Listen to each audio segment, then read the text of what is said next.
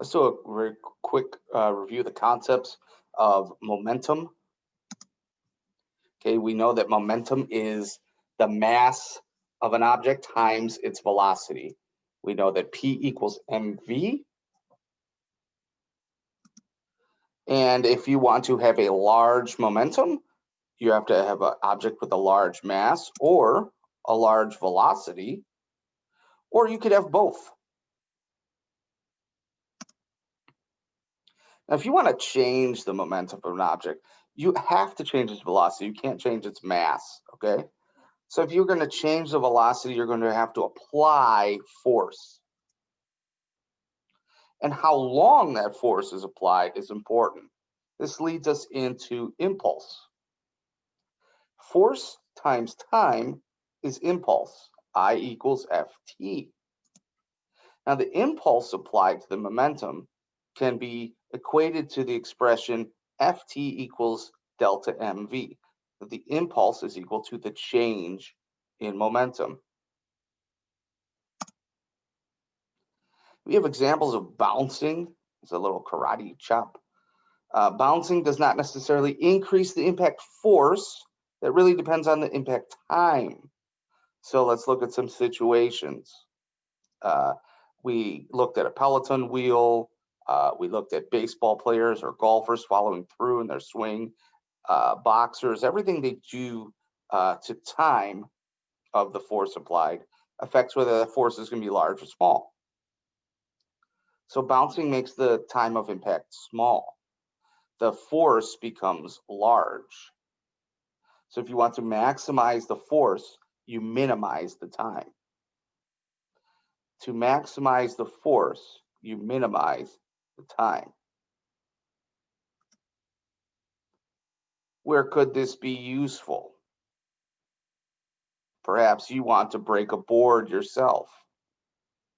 Should you hit the board with a large follow-through strike? Or should you apply all of that force over a shorter period of time? So on the other hand, if the time is extended or the time is large, then the force is small.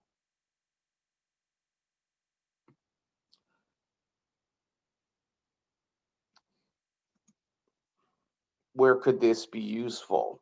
Well, if you want to extend the time of the force applied and you're, say, in a car accident, the seat belt and the airbag are going to extend the time that that force of the collision is applied on you.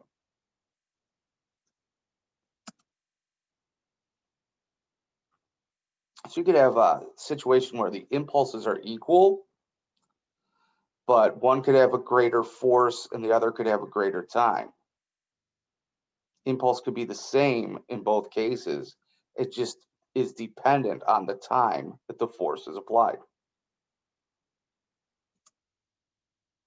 And we say momentum is conserved, it's saved. Like there's environmental conservationists, they're trying to save the environment.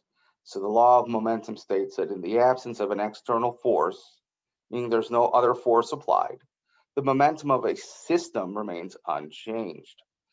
We looked at the skaters, Granny and Ambrose, and when they came together as a system, their total momentum at the end was equal to their momentum before.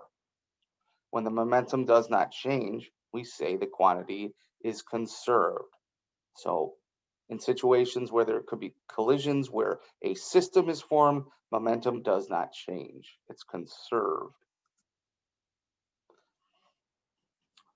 There's a unfortunate accident here at an intersection, but the net momentum before needs to be equal to the net momentum after. So the momentum of the green car plus the momentum of the orange car is equal to the momentum of both of them after they hit. And we talked about two specific types of collisions. We mentioned elastic collisions. Elastic collisions, book definition says, without being deformed or generating heat. Basically, we're saying the objects don't stick together. They bounce off of each other. Like a rubber band is elastic, it's stretchy, it's bouncy. In the inelastic collision, the object becomes tangled or couples together, or meaning the objects stick together. Like a car crash or a train crash where one car hits another and then they stick together. Or Ambrose and Granny, they're skating. Granny comes up, scoops up Ambrose, and they are a system. And that sums it up for you guys.